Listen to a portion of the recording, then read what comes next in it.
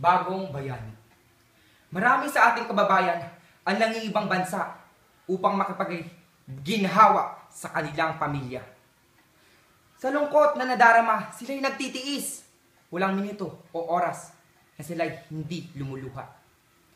Ang iba'y nangutang, ang iba'y may ipon, nakipagsapalaran upang makaahon.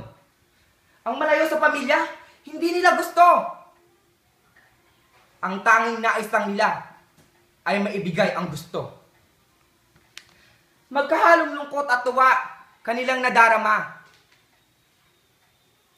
Dahil nakatungtong na sa lupa kung saan sila'y aahon na.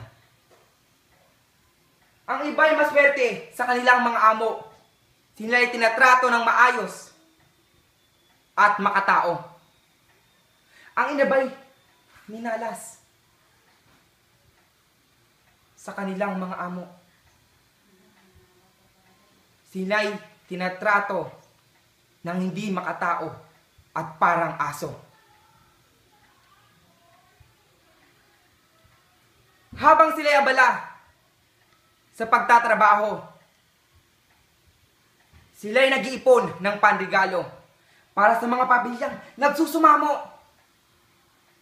na nangungulila sa papalapit na Pasko. Sa araw ng pagpapadala, ibang saya ang kanilang nadarama sapagkat sa maghapong gawa, sila'y nakasahod na. Pamilyang nasa Pilipinas, sila'y nagpapasalamat dahil sa kanila, nakatanggap na sila ng perang padala ng kanilang anak. Ito'y pinambayad sa ibang mga utang. Ang iba namay nagpundar para sa kanilang kinabukasan.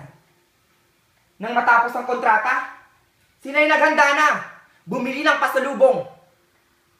Nakabalik bayan box pa nga.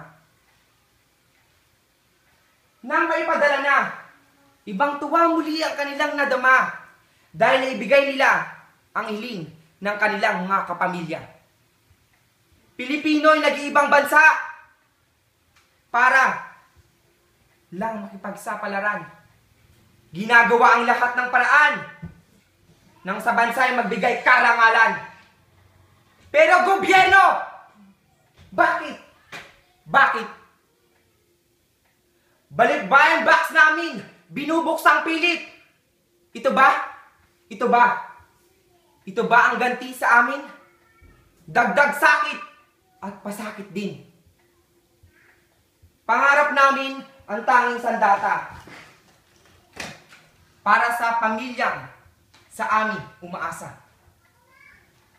Kung sana'y kami bigyan ng pansin dahil kami ay mga bayani rin.